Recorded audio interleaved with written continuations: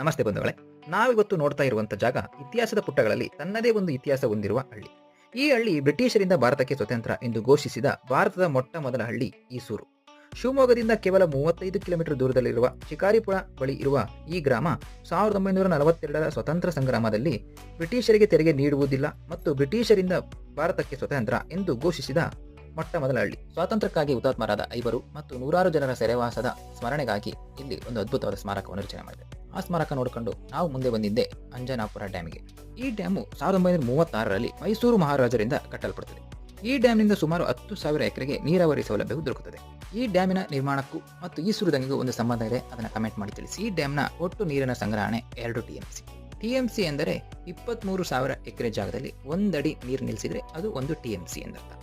ನಮ್ಮ ಶಿವಮೊಗ್ಗದಲ್ಲೇ ಇರತಕ್ಕಂಥ ಈ ಐತಿಹಾಸಿಕ ಗ್ರಾಮ ಮತ್ತು ಒಂದು ಸುಂದರವಾದ ಈ ಡ್ಯಾಮ್ಗೆ ನೀವು ಒಮ್ಮೆ ಭೇಟಿ ನೀಡಿ. ಧನ್ಯವಾದಗಳು.